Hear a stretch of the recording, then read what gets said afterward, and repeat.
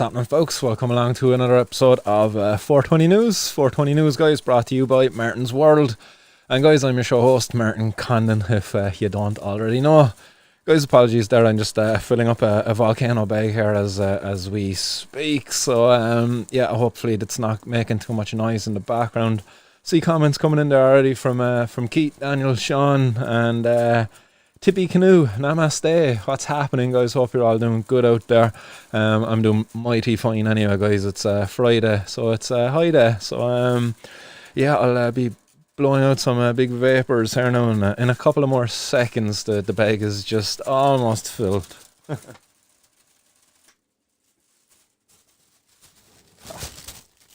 Yes. Love these volcano bags, like they're fucking mighty. Like I won't have to fill this up now for the rest of the show, mostly because I'll be probably just talking to you, not because it's so delicious that it doesn't keep me coming back for more. It's fucking goddamn delicious. Like these vapors, like, oh. So hope everybody's talking on up for 420, guys. I got a little bit of news for you today, guys. I was a bit busy there this afternoon with a bit of college work and some other stuff there with my family. So I have like 6 pieces of news there just to get through for you, I suppose. But one piece is going to be a bit longer than the others. And it is a report that was published recently that old Frankie Feehan himself and all came out of the woodworks, and he's tweeting about drugs. Imagine that. Frankie Feehan, our drugs minister, actually made a tweet that had somewhat of a relevance to his ministerial position as drugs minister. Like, imagine that. So we will be touching off of news like that as we get through the show. What comments are coming in there?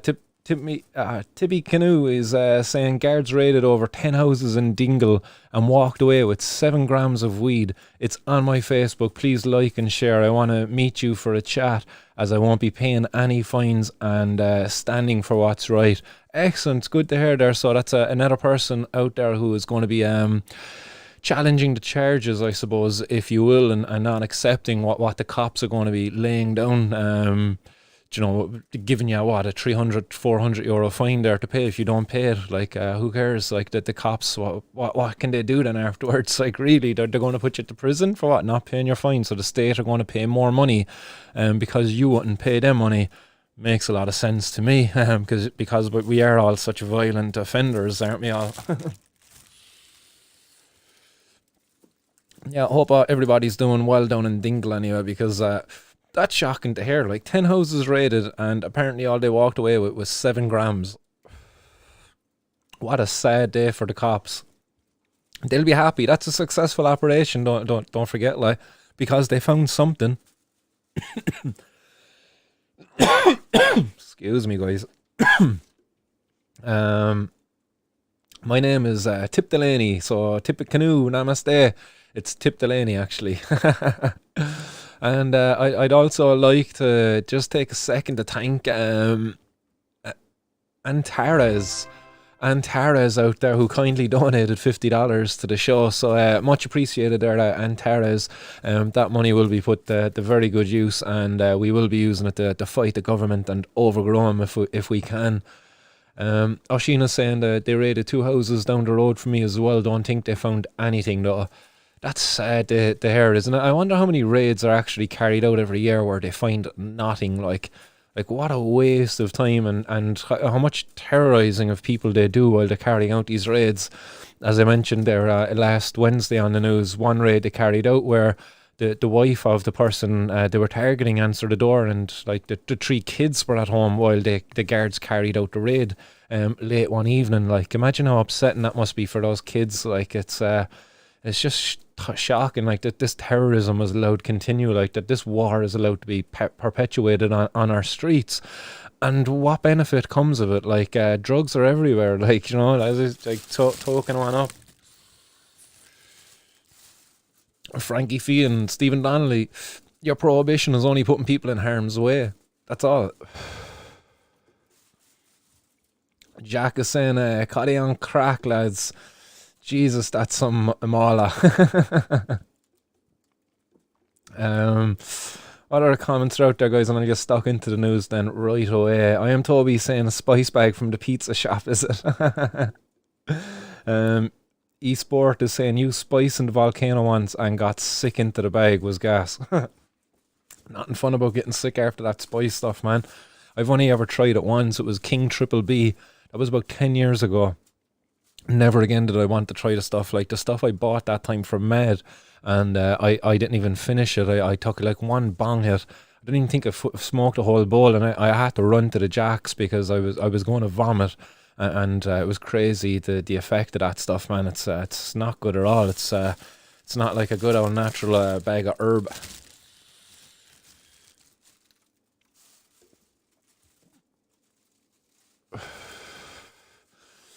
Tip Delaney sitting there as well. I'll happily accept the prison sentence. All my heroes have been in jail for justice. Martin Luther King, Ali, Nelson Mandela. It's such a waste of time. And the taxpayers' money, I want them to tax me on it. There you go, like. This is it, like. How many other people are out there actually wanting their industry to be taxed? We want to be taxed because we don't want to be criminalised. It's ridiculous, like, tax my fucking grass, like. Tax the grass and like put the money into fixing the potholes, like, you know. We call it a pot tax. Hey. Sheena's saying they don't give a fuck. They want to find the goods for their pockets. Yeah, you know, that's true, and that's something we'll be touching off of here as well a little bit in the show, as the money that gets seized, because that will be getting touched off of as we get through it. So let's get right on into it, guys, and the first bit of news is that the Garda watchdog has raised serious concerns over substance misuse within the force. Imagine that, Gardai are actually using drugs. Who would have thought it? Crazy enough, like, but the Garda inspectorate said that there is serious concerns over drug use within the Gardaí, and that substance misuse procedures need to be introduced. It is one of 34 recommendations that were made by the Garda watchdog contained in its inspection of the threat of internal corruption within the organisation. So as I've been saying all along, like, that there's Gardaí out there, they're just humans, that they like to use drugs too, but also at the end of the day they're being underpaid too. Like, they don't highlight that as being one of the problems within the report, that Gardaí are underpaid, and that these criminals out there that are in control of the drugs, they make so much money they could literally buy off the Gardaí. And they know which ones to target then as well, because some of them, as this report highlights, that there's some of them actually are engaged in buying illegal drugs from, guess who? Illegal drug dealers. Like, oh my god, this is crazy. Like, you know, the Gardaí, the very same people who will stop and search you, take your bag of weed and bring it to court, like, for having what was a little bit of weed, like, you know, like a little bit of herb. They'll wreck your entire future for it. And that same guard can be involved in drug consumption themselves of the illegal kind, whether it be cannabis, unlikely to be cannabis, to be honest, as most people, comments probably already coming in pointing this out. But Gardaí like the old cocaine because it comes out of your system a bit quicker. And because, you know, when you smoke a bit of cannabis, it'll be probably a bit harder to live with your day-to-day actions that you carry out as a guard. You know, drinking cocaine, I think it make things like that a little bit easier. Podge, nice one there for the old super chat, man. You're an absolute legend. He says, keep it lit, everyone, and like and share the show, guys. So nice one, Podge, much appreciated as always. But within this report, anyway, like, they make certain recommendations that there should be restrictions on where Gardaí can work after they leave the force. That's an interesting one. We don't do that to our politicians, like, and we see the shit that goes on here, like. So yet again, like, they're trying to pass policies, like, for the little guy, for the old lowly Garda Síochána, the member of the force, like, they're trying to pass policies now to restrict what ye can do. But meanwhile, the same politicians, like, that there's no problem at all with where they go after they leave office. Mad to think, like, you know, how the laws are made to keep the small guy in check, like, while the real guys that do the damage in society, like, that we don't keep these guys in check at all. They say that the vetting of recruits should include credit checks, financial intelligence, and reviews of social media. What the fuck? Like, literally, like, you know, the guards before you join the force now, they want to go through your social media. Like, and then to check your credit checks and stuff to make sure you're not in debt. Like, so you can't be poor, you can't be indebted in order to get onto the Gardaí they're trying to say here, because otherwise it's going to make you liable for to corruption. Oh man, like that. There's concerns then about the capacity of the anti-corruption unit to investigate cases. So again, they're highlighting here like how they're powerless to even address corruption within their force because they don't have enough Gardaí there for it. But yet they've no shortage of Gardaí to come and stop and search me when I'm about to go in and get a bottle of water out of the shop.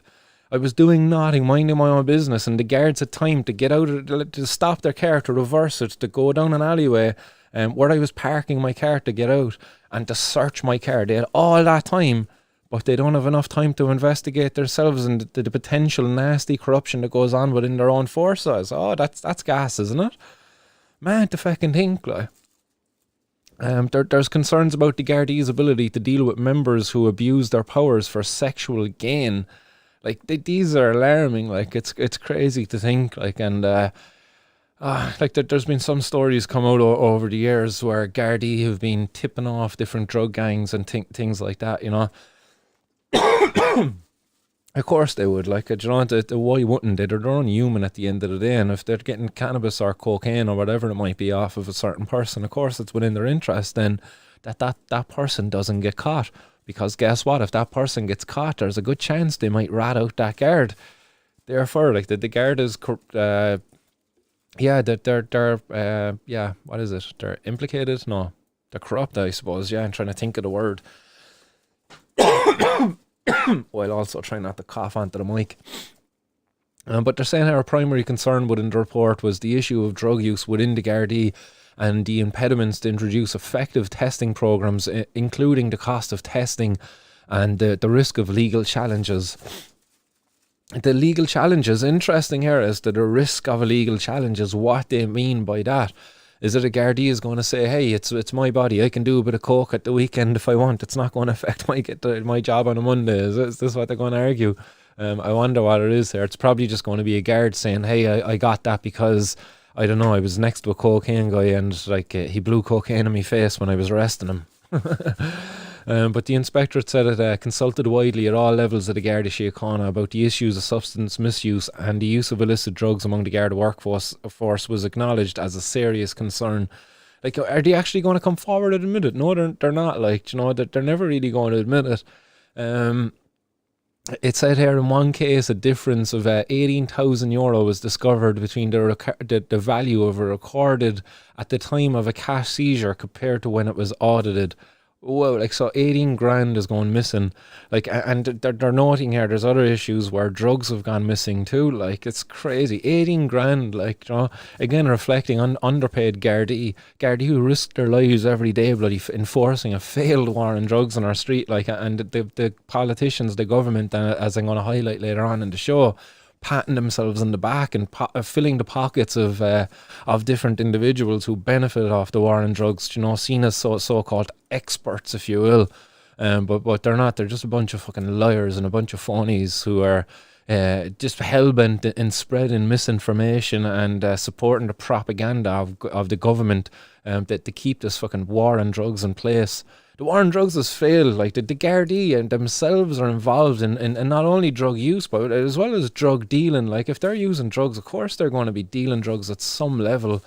Like, come on, like, end this once and for all. Frank Fionn, Donnelly and Helen McEntee, all of you guys, like, stop burying your heads in the sand when it comes to this issue around drugs and drug use in our society. Like, prohibition has failed. The best thing you can do to in this health-led approach that you talk about, supply the drugs to the drug user, enable the drug users to get access to their drug of choice through a regulated and controlled avenue, you know?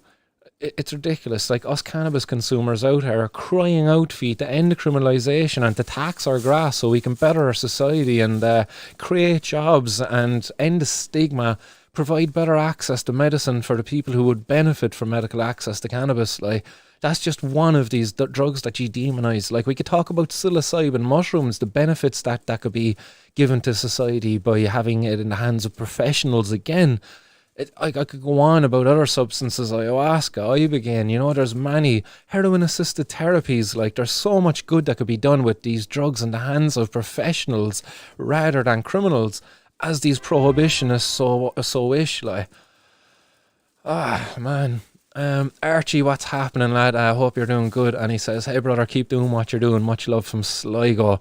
Oh, you're up there in all Frankie's neck of the woods, isn't it? Frankie Fian up in Sligo, or is he Roscommon, or is he like Sligo, Roscommon, border in both areas? I think he's up around that neck of the woods anyway. But hope you're doing good. Nice one for the support. It's much appreciated, and it will be put to good use. You will see good use of that over time. So nice one again for supporting the show, guys, with these super chats and donations. It's every little helps.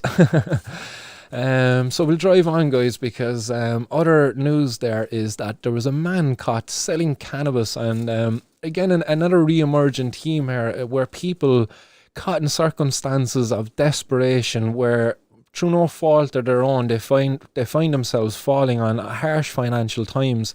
This man's situation is his dad was in need of services from a nursing home, and those services are not cheap in this country. Like, some services are like maybe 1,000, 1,200 a week or something like that. Like, there's a crazy prices. I could be out by, I don't know, is it a week or a month, but it's not cheap anyway. Like, these retirement homes and these care facilities for the senior. So like, this man fell on financial hard times, like, and he was he's seen cannabis as a potential avenue for like making ends meet effectively. Like, like whatever it might have been, I suppose in this case, like, was he a person who was using cannabis himself? I don't know. Like, but again, like, if he was, it's no surprise like that he's seen it as a low hanging fruit, an easy one. Well, look, I'm buying a bag of weed a week. I know 6 buddies who buy it. Sure, I'll just sell it to them, and I don't have to pay for my cannabis. And maybe it went from that then to a case of, actually, look, I'm actually making a bit more money here now than I expected. Like, I'm going to do this now because it's closing the gap there, and to get the money that's needed for his dad's case. Like, absolutely crazy. Like, this guy, 58 years of age, Nicholas Byrne, he was raided by the Gardaí at his home in Donegal on June 2019. 4 bars of the drug. So 4 bars, that's a kilo, I believe, of the drug were found in his bedroom. If that's right, yeah, a bar is like 9 ounces. Why are they using bars here? That's interesting terminology. As well as under cushions in the sitting room anyway. A large quantity of cannabis was found also in the attic, and deal bags and tinfoil and weighing scales were also found at the scene. Mr. Brown admitted to Gardaí that he was getting a few bits of grass and solids ready for the weekend. He also admitted to Gardaí that he had been selling the drug from the back of his shed. When asked by the Gardaí why he needed the money, Mr. Brown explained that it was to cover the cost of his elderly father's care at a nursing home. So again, like, they might question the legitimacy of this, who knows, like, but the accused was also revealed that there was €1,520 found in a wallet during the raid. And there was a drugs, those were from drug sales, he said. The father of 6 pleaded guilty to having the cannabis for sale and supply at Donegal Circuit Court. In the court, the solicitor was arguing all the usual arguments. No, he changed his ways, he's not going to do this. He was addicted to the drug.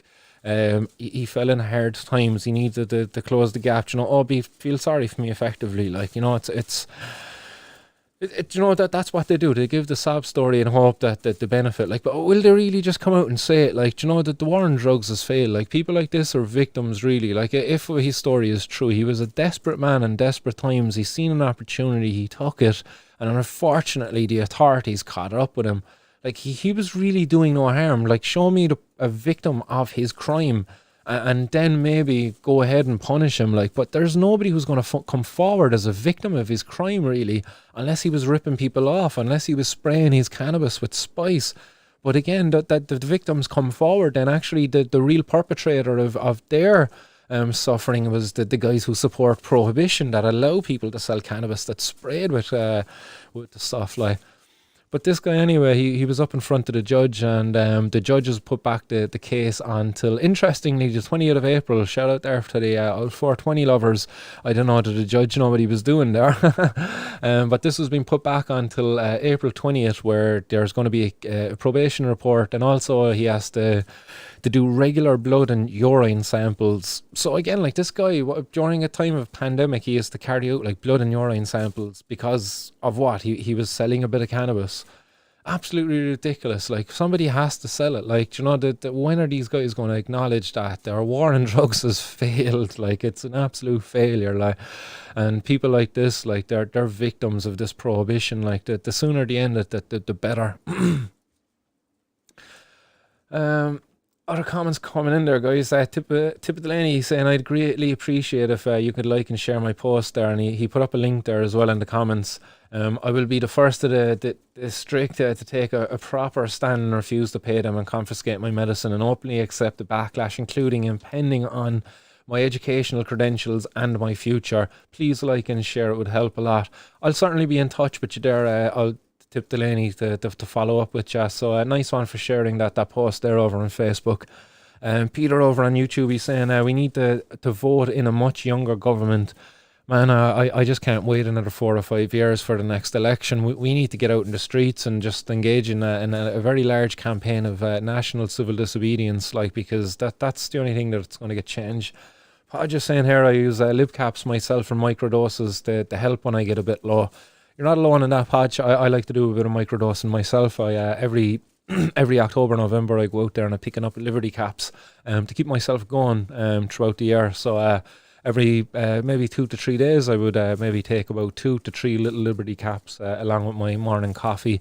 And it's a nice way to just take the edge off. It's certainly it's noticeable over time. It wasn't as noticeable initially, but it's certainly something that I like doing as part of my daily routine, all right, or at least as part of my healthy lifestyle. I don't do it daily. Cheers from Leash, brother. 'Tis a victimless crime who feels victimized by having a good time and getting a munch going. Not a fucking soul. 100%, brother, 100%. So guys, other news coming in there. So there was €10,000 worth of cannabis seized, and 2 men arrested, or after 2 men were found acting suspiciously at a train station. So again here, I don't know what the story was, what these guys were doing at this train station, but the Gardai anyway were able to spot some people acting suspiciously. What, did he have his hands in his pockets or something? Was he wearing a hoodie? Come on, like, what define acting suspiciously? Like, I don't understand it at all. Maybe the guys were just genuinely known to it. Maybe the guards actually knew that they were being tipped. They were tipped off, like, as they were there, and they didn't want to give away that information that they were tipped off. Who knows anyway, but basically this was the Gardaí from the Tipperary Divisional Drug Unit when they were on patrol yesterday.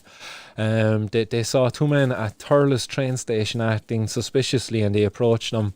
When the 2 men saw the Gardaí, one of them attempted to conceal the bag behind the bin before fleeing down the railway tracks. After a short chase on foot, Gardaí apprehended it. So again, your man took off down the railway tracks. Like, he could have got a slap of a train here because it had been freaked out by the cops, like, all over a bit of cannabis. Like, they wouldn't have killed anybody. Like, I had to think, like, you know. After a short chase on foot anyway, the Gardaí caught him, and one man in age in his 30s and another in his 40s were arrested and detained at the Tullamore Garda station under Section 2 of the Criminal Justice Act. The bag one of the men attempted to hide contained €10,000 worth of suspected cannabis herb, and that's going to be sent to Forensic Science Ireland. And interestingly enough, I suppose we'll get on to it, but Forensic Science Ireland are in a bit of hot water. And you see here is pictured the old small bag of cannabis that is worth €10,000. Like, it shouldn't be worth that at all. Like, that should be worth about €500, I reckon, the amount of cannabis they have here in a proper regulated market. Like, there was a good article actually that was up there on theleafonline.com. And if you Google average price of cannabis in Barcelona, you'll find the article. And it's a very good article that kind of goes through the average price of cannabis across Europe. And they break it down like, and it's not surprising that countries that have prohibition in place come in with the highest prices, and Spain, where access is a bit more liberal, people are able to form these clubs and associations, so that the price is driven down. €5 or $5 per gram is the average price from this article. So $5, like less than €5 a gram, is the average price of cannabis in Spain. Like, that is crazy. Compared to places like Ireland and the UK, where the prices can go as high as $20 to $25 a gram. Interestingly enough, I suppose included in this pricing with Ireland is Malta. Malta comes in very high on the pricing scale for cannabis, and Malta make the news today, but I didn't put together a headline for them, unfortunately. But Malta are exploring their own liberalisation of the cannabis market, where they're looking at letting people again form their own private clubs and associations, where people can grow up to 6 plants per person in an association, or in the privacy of their own home. So like, I look forward to seeing maybe the support of that bill, or those policy recommendations that are put forward to the government. Hopefully it is enacted on, because we need more countries in Europe to liberalise their markets, to bring down this price, to show that regulation is the way forward, that these prices of cannabis, like the power that these gangs wield, it's propped up because of prohibition. If you take prohibition away, the power that's wielded by these criminal gangs that do so much damage within our society, within our communities, it's taken away. We hear time and time again these authorities, when they're speaking out against drugs, they talk about the damage done by drugs in our community. That damage is not done by drugs. That damage is done by drug prohibition. Do you know, I've never seen a bag of heroin attack somebody. Do you know, I've never been walking down the road and been snuck up on by a bag of cocaine and got my ass kicked by a bag of cocaine. Drugs don't do harm by their own. No, like, when we have things like prohibition in place, when we have misinformation and improper education around how to use these drugs properly, and for people to be able to identify the difference between use and abuse, then, like, until we get to that point, like, we'll never be able to have these kind of more sensible policies. I kind of lost my train of thought there. Sorry, guys.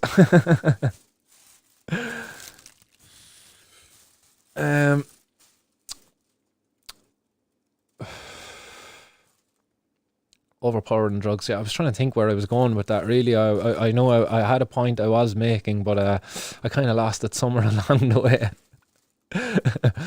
They say the drugs don't work.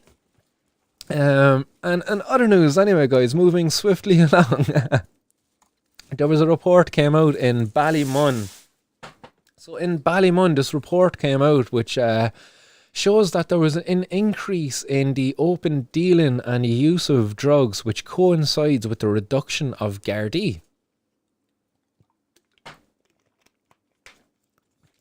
Yeah.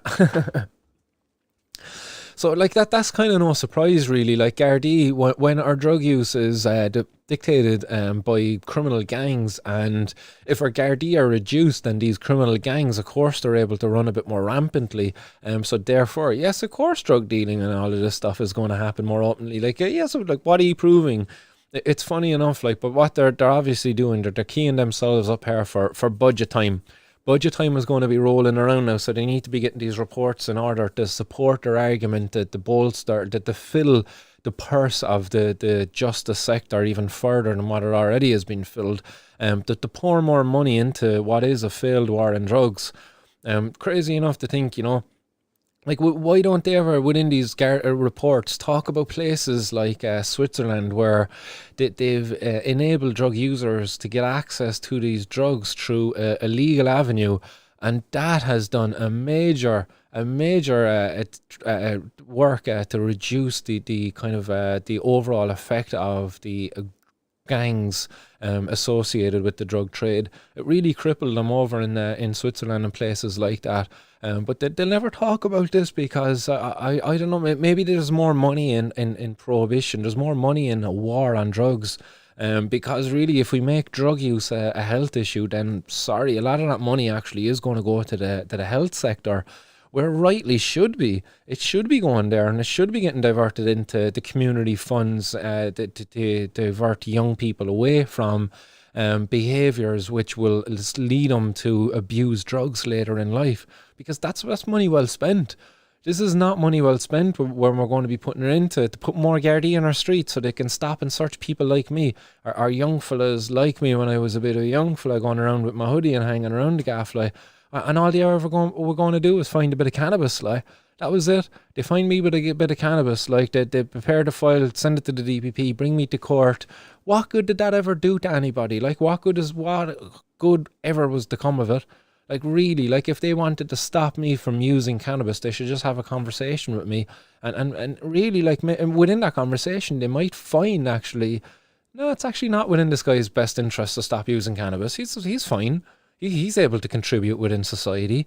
He's pretty functional. Yeah, happy days. Go on. Sorry for bothering you. Like, that's what we would find out. Like, it's just really fucking annoying. Like, it really is. Because they're not addressing the failures here, underlying this, like, because like even in this one, like, there was a man arrested in Cork here after cannabis and cocaine were seized in the city after a raid there yesterday evening. Again, another highlighted failure of the prohibition. Cannabis and cocaine being sold together, being found in the same place, sold by the same individual. Here you go. Prohibition is a gateway to people leading on to harder drugs. Like, come on, why aren't we calling this out? Like, why isn't Frank Fian or the other people calling this out? What's happening, Egypt? Nice one for signing up there. But why aren't they calling this stuff out? And they never really will, because they're benefiting too much from this, sadly. And that's what's just going to continue to be going on within this. This was yesterday evening at 8:30. The Gardaí from Anglesey Street, assisted by the armed support unit, executed a search warrant at a house on Connolly Road, Ballymun. The search took place as part of an ongoing operation into the sale and supply of drugs in Cork City. During the course of the search, the Gardaí seized 2,200 of suspected cocaine and €600 of cannabis herb. So a tiny amount, like, really, like, that's a tiny amount of cocaine and cannabis, like, into what is a rather large operation, and an operation which involved bringing in guards with guns, like shit. Like, what if one of these lads had a fucking pellet gun or something, and the fool was an idiot, and he barricaded himself into the room or something with a pellet gun, like, and a cop shot and killed him, like. Like, why? Like, there's no need for this. Like, the guards are over-escalating this here, like, the armed support unit. There's no need for this, like. And again, like, it's again all because of prohibition. Like, if this wasn't prohibition, like, how often the guards carry out raids in people's houses? Like, okay, only because of the pandemic now do we have raids in people's houses for having people over for drinks. But, like, drug use shouldn't be a problem. Like, it shouldn't be of interest to the Gardaí. It shouldn't be of interest to the government. The only interest of the government it should be is to get information, education to people how to use drugs sensibly, so that we don't overburden the health service. And again, here, all this, the drugs are going to be sent to the Forensics Science Ireland, who, as I said earlier on in the show, they're in a bit of hot water themselves at the moment, Forensic Science Ireland. Forensic Science Ireland have been slammed by a judge and labelled as a disgrace after a Drogheda feud case was struck out. So this is above in Drogheda, where apparently there was drugs that were sent for testing 14 months ago, and they were never tested. Corruption. I wonder, like, really, like, I mentioned this a few times on the show, like, but I wonder, like, is just an example of this now, where there's a cop, like, or somebody along the line here who's connected to one of these gangs, or is it a simple case of human error? Like it's both scenarios are possible. Like, it could be a simple case of human error, or it could be a case of somebody got paid a couple of extra bucks, an old brown envelope there went along, and a sample went missing. A bag that was supposed to be sent along, and it never made its way along the line, and it was never flagged up then, because maybe the person in charge there of flagging it up was kind of involved or complicit. Like, who knows? Like, because you really don't know how deep the roots of the drug network, the illegal drug trade go, because it is so powerful, it's so vast, like multi-million, like a multi-billion euro global industry, like, so you really just don't know who is involved or how deep it actually goes. And that for this to be involved in with the Drogheda feud, like, and like, I just to remind you, I suppose, of some of the stuff, like, but there's kids being chopped up, like literally dismembered, their body parts being found scattered in suitcases and gym bags across Ireland, like horrible stuff, like, and all of this stuff, like, all fueled by the war on drugs, all fueled by a failed prohibition, like how far back does this stuff go? Like, this isn't new. Like, this isn't just coming about in the last while. Like, somebody else who was in the news there recently was your man John Dundon, who got brought down to Cork City jail, because they're saying, like, there's programs down here that'll enable him prepare for his inevitable release, which will happen someday in the not too distant future, maybe in another 5 to 10 years. I'm not too sure. He's supposed to be serving a life sentence. He's currently 38, but John Dundon, I suppose, he's a part of the infamous Dundon and McEntee gang or something like that. One of these gangs, anyway. I think they were based above in Limerick back in their days when they were running around. He's serving a life sentence for the murder of Shane Gagan in 2008.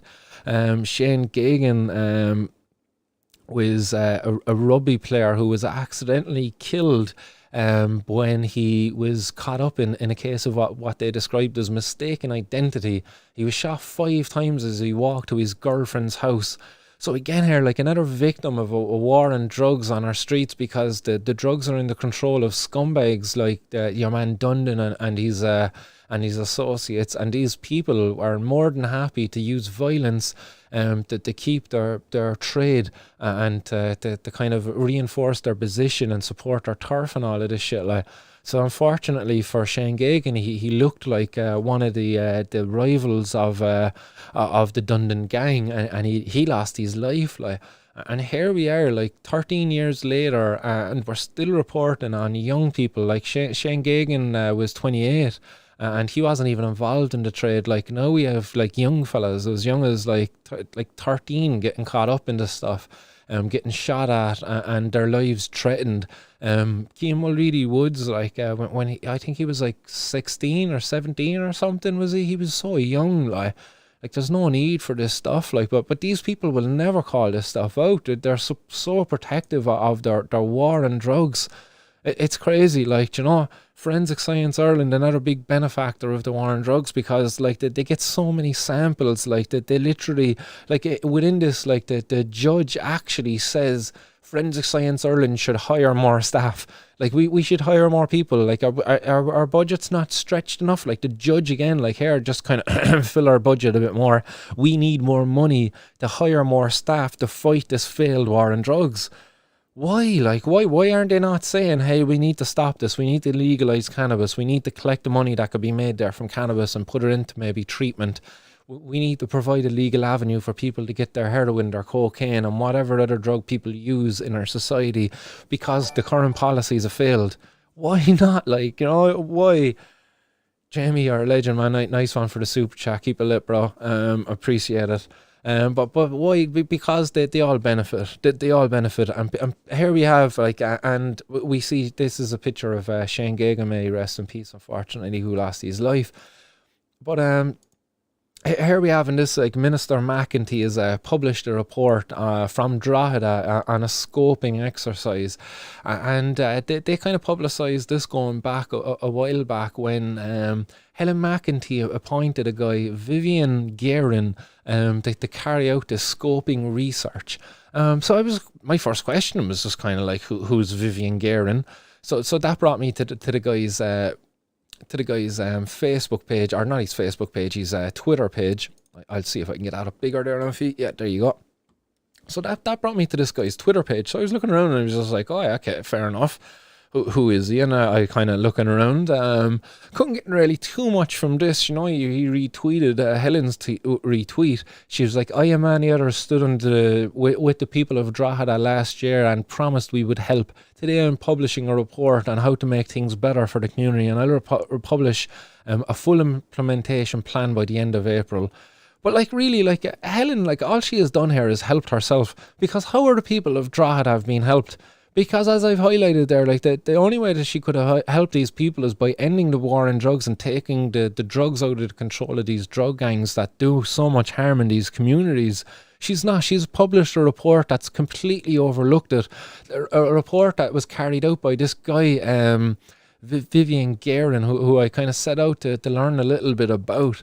So I learned Vivian anyway. He's based above in Trinity, and this is what I found out about him. And he's this is like a profile report from him from his Trinity College Dublin profile, and it was updated in September of 2020. So it's an up to date public or kind of almost CV of his.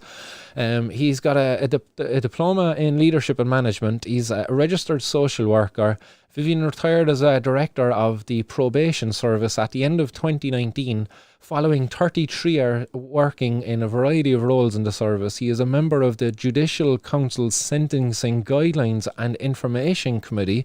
So again, like he's benefiting here from the continued prohibition and the war on drugs, because like look at all these positions he's kind of holding up where it's involved in kind of dealing with drug use or drug criminals or drug dealing in some aspects, as well as a board member of the Irish Association of Social Welfare Social Workers and the Anna Liffey Drug Project. Vivian is a member of the Council of Europe's Council for Penological Cooperation, the PCCP, and I kind of had to Google these guys to see who they were. And they're a council of for the penological cooperation. It was founded in the 1980s, and it was a committee of ministers of Council of Europe as an advisory body to the steering committees of crime problems. So for years, these guys, like, have been a part of these operations. Like, but where are their recommendations to end, and to acknowledge what is a failed war on drugs, the failed prohibition? They've never done it. Like, so this guy has a long history of benefiting from the war on drugs.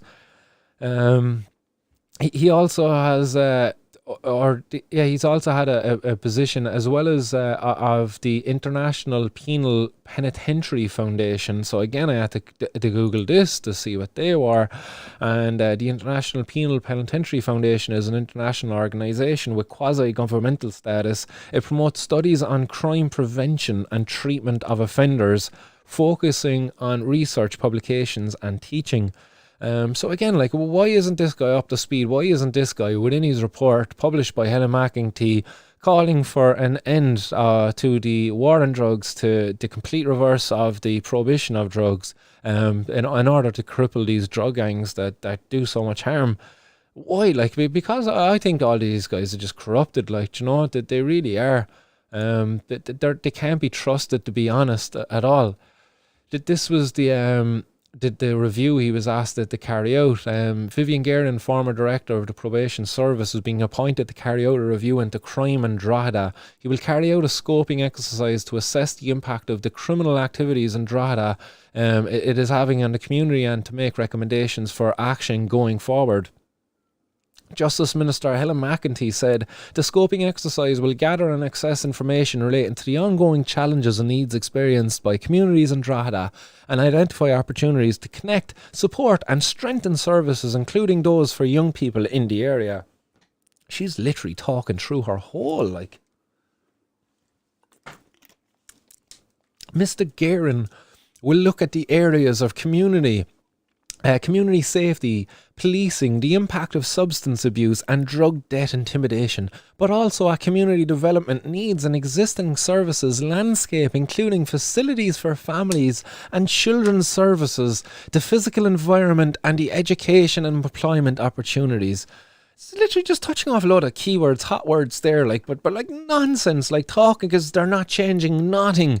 There is no drastic changes being called for. All they're doing is just call more money going into developing services to deal with the side effects of prohibition in our society. Because drug-related debt intimidation, that's caused because drugs are controlled by drug dealers because of prohibition. remove prohibition, and then you remove drug debt intimidation, and therefore you can actually put money then actually into proper services that are needed, rather than actually put it into services needed because of problems recreated because of your prohibition. You're fucking lunatics, the whole lot of you up there. Like, you're all scumbags, like, really.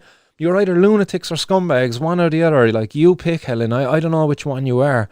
Like, really, like, you're that ignorant. I really, like, come on, surely you know that the war on drugs has failed, that your prohibition is putting communities and the kids that you're talking about helping here, the families you're talking about helping, like, your prohibition that you support, like, through your role in the Minister for Justice, like, you're doing this to communities. Like, you have blood in your hands as the Minister for Justice by not truly doing meaningful things to actually improve things for these communities.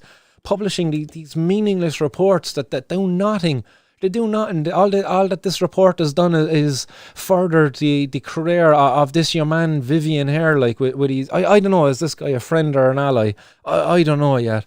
But through his report, he certainly doesn't come across as a friend. I put a tweet out to him to ask him his position. Does he support the war on drugs, or does he think a health-led approach where we supply the drugs to drug users is a more sensible way of addressing the needs of these communities? I haven't yet got a reply from him, actually. I don't think I have. I'll go on. I'll quickly check. No reply from him. I asked him there, as you can see here up on this. Still no reply from him. But in this report anyway, guys, and I have the report, I'm not going to go through the whole lot of it. I did take a bit of time there earlier today to read through it, and I wonder, do people actually read this stuff at all? For me, like I just use a couple of keywords and I home in to see if they talk about certain topics. Here I look in for decriminalisation to see if they talk or address the need for decriminalisation as the drug user in order to address the needs of drug users. And there's a highlighting of decriminalisation here. They say there has been a long-standing tension in policy and practice terms between the health and criminal justice approaches to responding to illicit drug use. There is also a current debate in the context of seeking to adopt a more health-focused response to substance use in relation to the criminalisation or decriminalisation of people who use illegal drugs. Leaving that debate aside for now. Leaving that debate aside for now, why are you not addressing this? This is a fucking report being published by the government to look at the things. Why are you leaving that aside? Why? Why? Like, that's so scummy. That's so scummy. Like, because there are so many solutions within that debate being offered up to problems that your report is supposed to be addressing, like. It's sick, like, it's really sick that these people are left to get away with this. Like, this is paid for by me or you. This is paid for by taxpayers' money. This is scummy, like, that these are the reports that they're doing only to benefit their argument, to benefit their position, because our communities do not benefit out of any of the recommendations. The money that comes into this, the money that goes into forming these services to help families deal with drug-related intimidation. Again, like, that problem wouldn't be there if prohibition wasn't there. Because, again, show me an off license out there that has alcoholics where the off license is out there intimidating the family for money. It doesn't happen.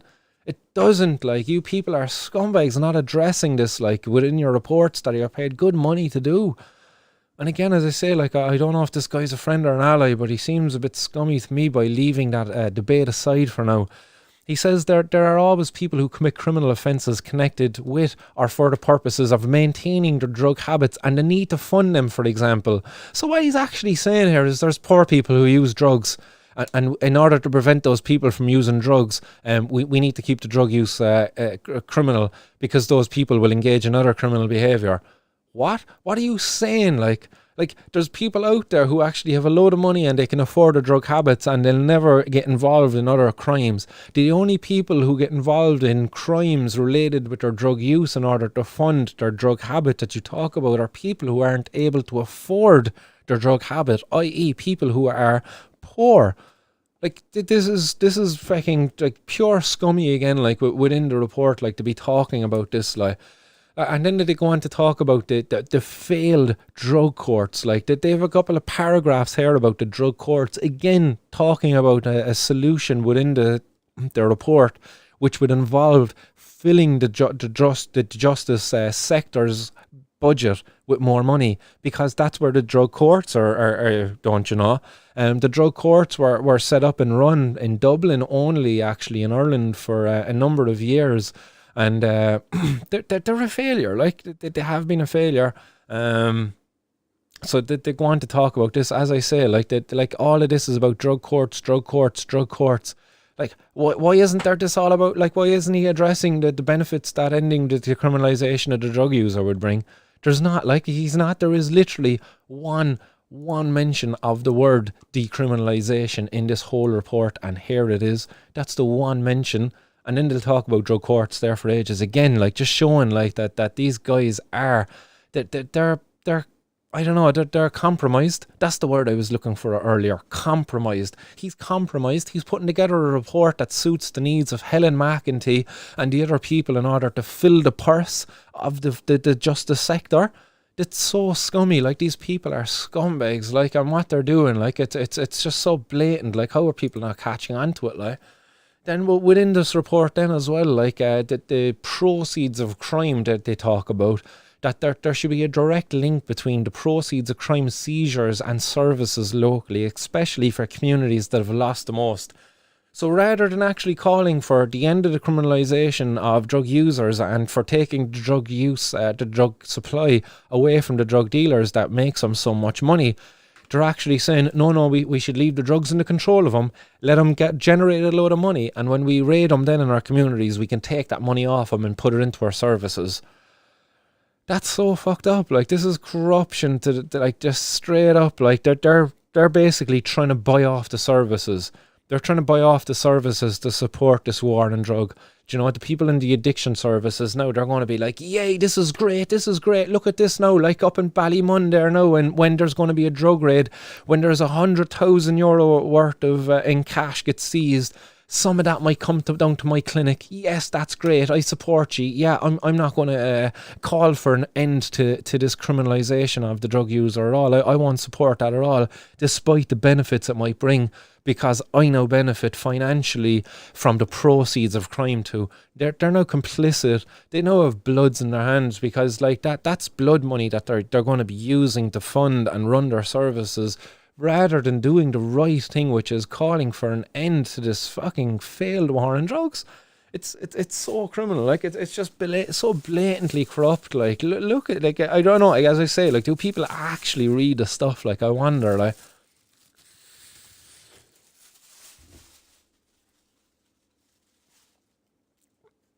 Oh. And yeah, like, in this then as well, they talk about the criminal gangs have been running Drogheda for a long time. So again, highlighting again the failure of the war on drugs, that these gangs have been up there for so long, that back in 2010, if we engaged in this conversation, and if governments engaged in undoing the war on drugs, Cian Mulready Woods might be alive today. He might be attending maybe a youth service program where he could be skilling up, I don't know, in carpentry or mechanics or in whatever interest he might have taken, had funds from the sale and supply of cocaine, let's say, if we were to regulate that, were used correctly and in a more meaningful way that actually diverted young people away from being lured into this kind of drug dealing behaviour. It's mad to think, like, you know, like, if a person could go down to a chemist or wherever it might be and get cocaine, how is a young person on the street corner going to sell it to him? How, like, you know, as long as the government don't fuck up and put the price too high, where obviously then they're able to sell it cheaper than the chemist, like, then that again is a policy failure, like. It's mad, like, but again, like, more waste of time, money here by the government publishing this document. What's the name of the document? Drogheda, creating a bridge to a better future.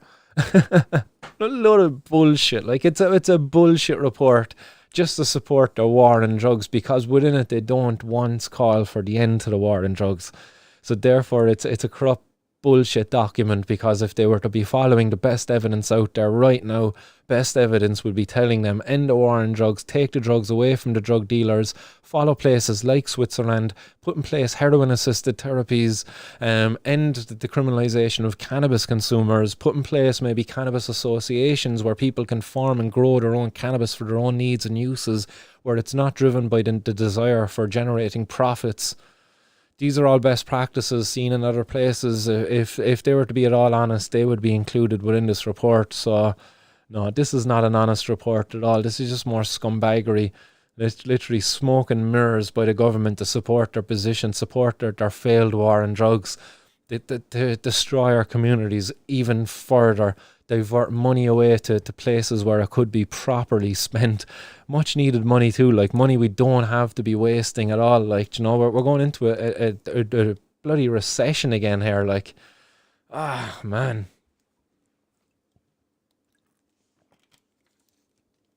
Oh, lads. So comments, guys, what's happening out there in the comments, guys? I see so many comments coming in. Much appreciated, guys, for all your comments. Craig Hogan saying, cheers from Leash as well. Jack says no harm in the odd macrodose. Jack, I'm really in need of a good macrodose, man. I've been trying to get myself into the right headspace for the last while, and the right setting as well.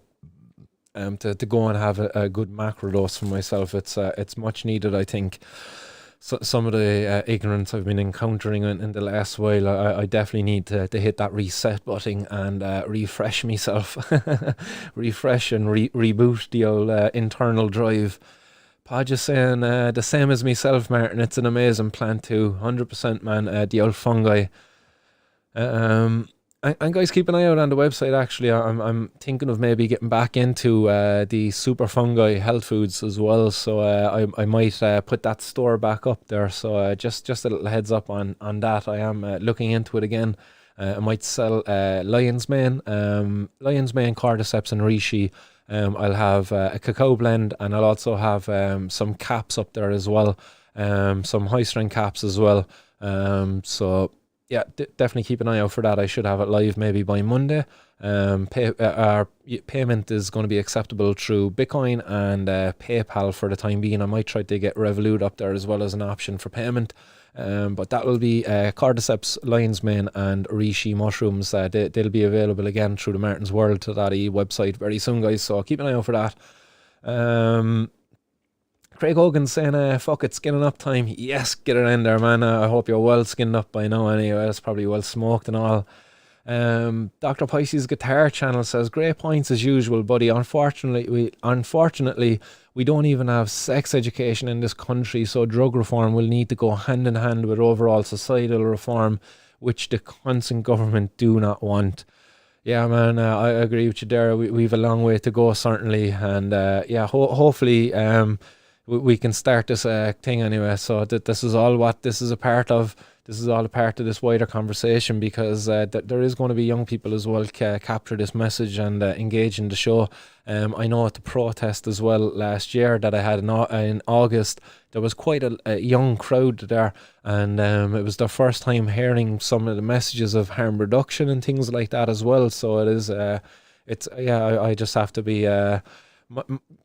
keep in mind that young people will be hearing my messages, so harm reduction always has to be at the core of it too. John Finnegan is saying the only good thing to John, yeah, nice one there for that, John. Much appreciated, man. And again, nice one, Jamie, as well, for your old super chat. Just seeing that coming up here on the comments again. Ken Green is saying, I used to hate Class A drug use, but after months of watching, I've come to learn they have the right to life, live their life the way they choose, treat the user, not the convict. Credits Martin's World.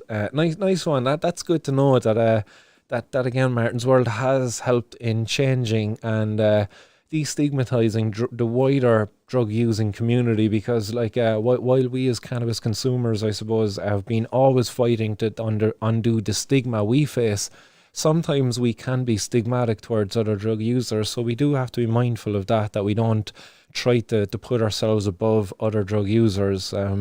everybody has the right to choose a drug, and who are we to judge a person for that? So thanks for letting me know that, Ken, man. I'm glad to be able to be a part of that for you. Watch. That's all it's all about, really. The power to stop and search, the power to be able to invade our phones, our computers, and things like that. Because, like, if I sell you some cannabis, like, well, I'm now a drug dealer, and if I'm getting my cannabis, or if I'm growing it myself, I might be consumed or considered a drug gang even, and that puts me under the guise of the Surveillance Act, that came in to monitor these drug gangs.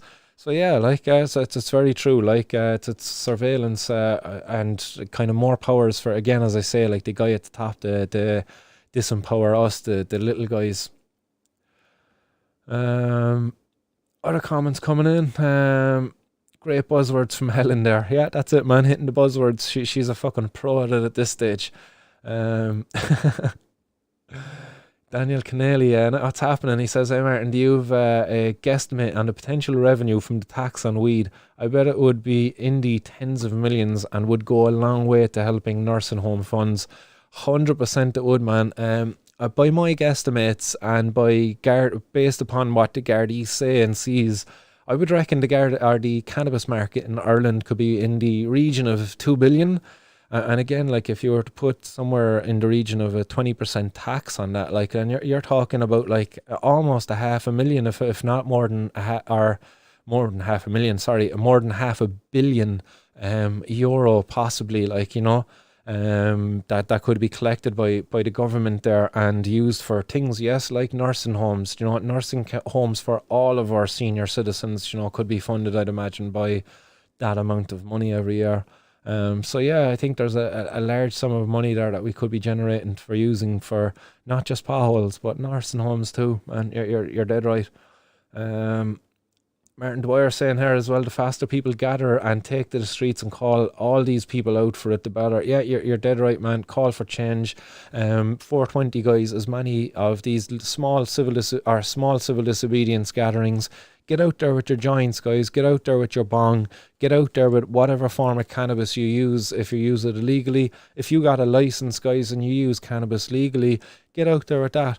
Guys, if you want to get out and do a protest where you don't want to break the law, get out there and do that. Like, get out there with your placard and just be like, don't panic, it's organic. I'm out here today to support the legalization of cannabis. If it's just 1, 2, 3, 4 of you in your town centre, in your village centre, happy days. Get your picture, send it to your local media, send it to your local radio station, newspaper, whatever it might be. Put it up in your local Facebook page. And let's have a national campaign on 420. Like, let's really show the government how much support there is out there for the need to legalise cannabis and to end the criminalisation of the cannabis using community of Ireland. And yes, as Podge is saying, guys, don't forget to hit that like button and share and all of those good things on the various platforms you might be watching on. Drogheda is stalling tactic for whatever reason. Drogheda is an interesting one, I suppose. Drogheda is coming up more because of the recent media on Drogheda, because of like that case with Cian Mulready Woods, as I mentioned. It was such a national case, like it was a really big one. It's so hard for them to ignore it now, because it is all fueled by the drugs. Again, going back to the Dundons and all of these gangs, even going back to Gilligan, like all of those years ago, like this is all drug gangs. If drugs weren't illegal, it would have been so much harder for these guys to make their money and to do the harms that they did within our societies. All of the needless lives lost over the years. It's crazy. Keith Griffin, he says, I've been waking and baking all day today, bro, so all good here, happy days, man. Sean T. Campion saying, hi Martin, good show as always. Could you send a list of emails, etc. for the politics we can annoy and educate? 100%, yeah, I have a list of every TD there at the moment, so I'll make that available up on the various social media feed. But you can go on to, I think it's like the Oireachtas, and you'll be able to get a list of all of the emails from there. That's where I got it from too. So I'll get that up there as well for you guys. I'll share it around for anybody who's interested in sending these guys an email. Sweet. Any other comments coming in? John Finnegan is saying, no smoke, time to make phone calls. What a heartbreaker, man. And Dr. Pisces guitar channel saying they will fuck up the price and they'll create a black market so they can criminalize poor people. It's literally their number one tactic. Yeah, it's I hope they don't mess it up. Like I really do hope that they don't mess it up. I would like to just see people allowed to grow cannabis at home for their own needs and reasons. The right to form an association, so me and a couple of friends can get together, hire out a premises, grow our own cannabis for our own needs where profit isn't the motive, because we don't want to be sold overpriced cannabis. Like we don't want to be filling the pockets of some private company who's coming in from overseas, who has no connection at all to our community, who hasn't been here for the last 10 or 20 years fighting to see this bloody plant legalized in it.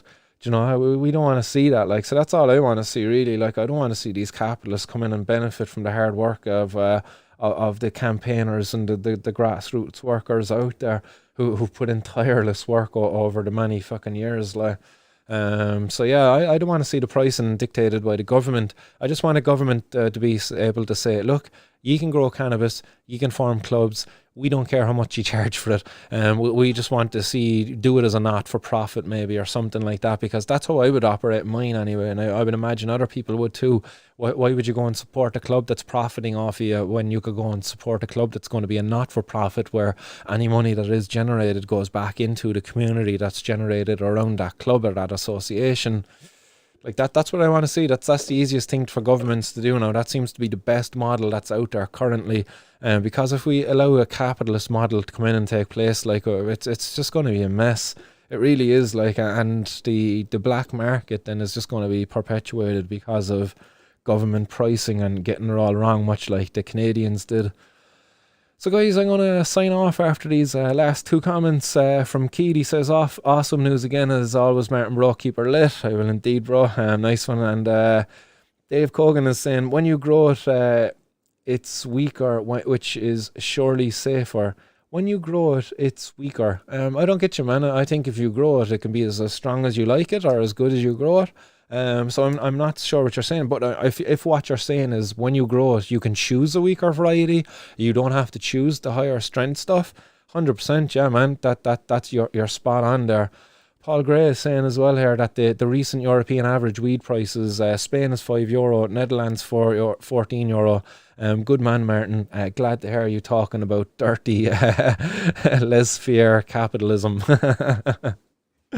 Yeah, man, and that's interesting as well. Like with the Netherlands, there, like guys. So like Spain has got sunshine too. Not saying that the Netherlands doesn't, but it goes to show, like the Netherlands, where cannabis has been available for many years, it's still been illegal there. So the price has been propped up because of the illegal market. It hasn't been able to mature properly. Basically, the cannabis is grown and provided by criminal gangs still, who sell it then to the coffee shops. So that's why Netherlands, like as I say, it's never a good example to look at because cannabis is still illegal there. And you look at the difference, like Spain and the Netherlands, like Spain, where people can form clubs and associations as not-profits, €5 a gram. That just goes to show, like in the Netherlands, €14. Like so let's just say €9 there out of every grow is going to support a criminal network. Because in Spain they can do it for €5 and there's no criminal network, at least there shouldn't be a criminal network being supported by it. I have a bong hit there as well packed up. I'll hit it after. I just see one or two more comments coming in as well, guys, and I will hit this and I'll sign off then. Dave is saying here, from a health perspective, having a weaker weed would be safer for users as heavy THC is worse for some people. You can grow weaker and not have too strong weed from the street. Think that was explained okay. Yeah, no, you're spot on. Yeah, that's what I was thinking you meant, all right. It's about the power of choice for the consumer, the ability to choose what you're consuming, as you do when you walk into an off license. Currently, you can choose whether you want to buy a high strength vodka or whiskey, or a kind of a medium strength wine, or you can get a Budweiser, or even get an alcohol free Heineken. Do you know what I mean? And you know there's varying harms done it based upon the amount consumed then of each of those, like, you know. So this very similar to cannabis. So you're dead right. To each individual, it is important. There are some people, I know some people myself who they can't smoke. Like, it's just not for them. It's not for them, and this has been proven. I've actually covered this one time before on the show, where there's a certain enzyme people produce less of. I believe they produce less of it, where the effects of cannabis, then of the THC, it's more pronounced and it's longer lasting for that person. So yes, there is people who are lacking this enzyme, and it has been shown then those people are much less likely to enjoy cannabis use. That's interesting. Like, you know, science can actually show us that some genetics, some people are genetically predisposed to just not liking cannabis because of a lack of a certain enzyme. There you go, guys. Science proves fucking everything. Like, you know, it's a really interesting one. Paul Gray says Spain is not ideal, but a good to look at. I think Spain is great because they won the right to grow, but it's not ideal. You're right, because it's still not legal there. But it's a great place to start anyway. Teresa saying another great show, Martin. Keep her lit. Nice one, Teresa, for having you along. So it's a pleasure.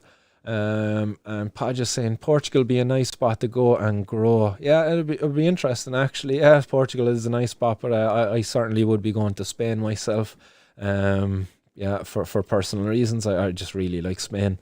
Dr. Pisces is saying, can't wait for 420. I feel like I can actually contribute to something positive and hopefully contribute to a change for the better. That's good to hear. We'll start growing my own and guerrilla growing too. Excellent. That's good to hear, man. And Lars Johnson is saying Italy can grow plants as well. Yes, go on, Italy. Yeah, that's right. The guys over in Italy have a right to grow their own cannabis as well. I think it's like up to 1% THC or something like that. But still, nonetheless, like, how is that even going to be governed or watched? Guys, I'm going to take a quick bong hit, and I will start signing off then. So, yeah.